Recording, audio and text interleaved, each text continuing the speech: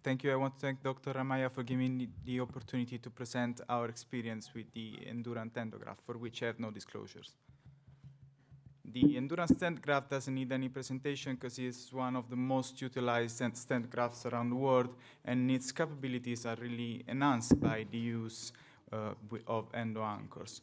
We published our experience of nearly 800 of them implanted between 2009 and 2022, 145 of whom were out of the IFUs for the proximal aortic neck.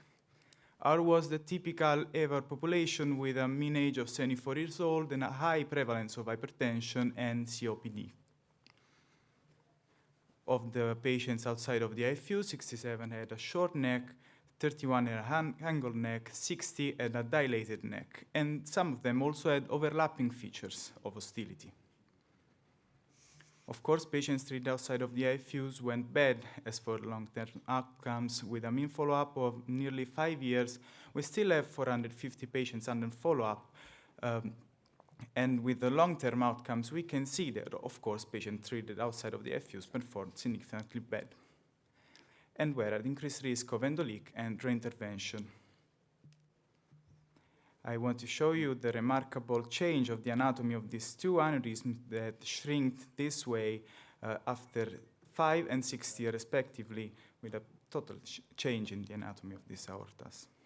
But we also had our scary moments where witnessing this aneurysm, this huge aneurysm rupture after 6 years from the original procedure. And this, by the way, was the only type 3 endoleak we had from an all Medtronic implant, because sadly we had more of them from mixed Endologics plus Endurant implants, where the Endologics and the Endurant stent grafts just separated over time. You can see the overlap of 34 millimeters in 2021 turning into a disconnection in 24. We think this is because the actual fabric of the stent graft never touch each other because of the structure of the AFX itself. As for the endo anchors, we implanted 54 of them between 2015 and 22, in 28 cases for a short neck. We had endo anchors, we started doing all kinds of stuff, treating nearly impossible anatomies with very good initial results, which seemed very rewarding. I would like to show you how the ceiling zone, the proximal ceiling zone of this patient changed over 6 years from a bilobe nightmare to just an aneurysm with the help of endo anchors. But then we learned that patients with a very short neck performed significantly worse, and we identified 5.5 millimeters to be the cutoff for predicting type 1A endoleak in our EVAR patients. This type 1A endoleak was pretty spectacular, as the anchor was wandering inside the aorta, and we found it there also at the other follow-ups, so it didn't move from there. Again, respecting the IFUs ensured the best results, but we still have a pretty high rate of type 1A endoleaks at the distance, also with endo anchors. But what's with the proximal ceiling zone? We now know there's not just the neck. It is that there's a target and there's a real ceiling zone, which may be different from each other. That's why we went back to 275 of our Endurant patients, where we compare target and real ceiling zone using a simple technique which involved measuring the areas at fixed point over the center line and the center line distance between the planes, of course.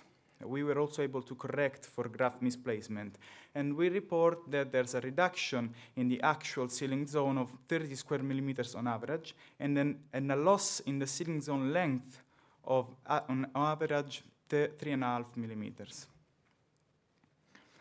We were also able to establish a cutoff for real ceiling zone. Again, this is real ceiling zone on the first CTA for predicting type 1A endoleak, and we were able to confirm that with Cox proportional hazard regression model. It looks like bigger is better when we talk about the ceiling zone, but sometimes it's how you use it, and that's why we came back to our LFX patients. Using the same technique, we analyzed the ceiling zone, which was, of course, hostile when compared to the Endurant patients alone, also because it was wider, but because it was shorter and angled.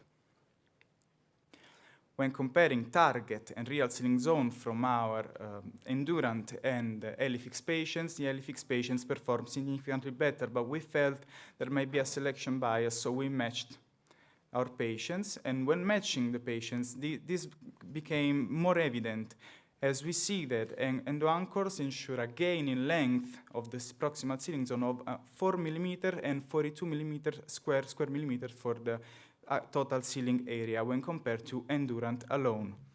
We tried also to establish cutoffs different from between Endurant alone and endo anchors, and we found it to be significant, but we were not able to confirm that with the Cox proportional hazard regression model because of the very low number of events in the Helifix group. So we need more data. But for now, we know that the actual ceiling zone is not the ceiling zone we think we're using, and we should watch it over the first follow-up and over time as it evolves. A long ceiling zone is a good ceiling zone, and endo anchors really enhance and change the way the stent grafts is able to use this ceiling zone. We still need device-specific ceiling zone use data, device-specific threshold for understanding the type 1A endoleak risk, and to know how they behave in different anatomies, because only with this data we'll be able to bring EVAR into the precision medicine era. Thank you for your attention.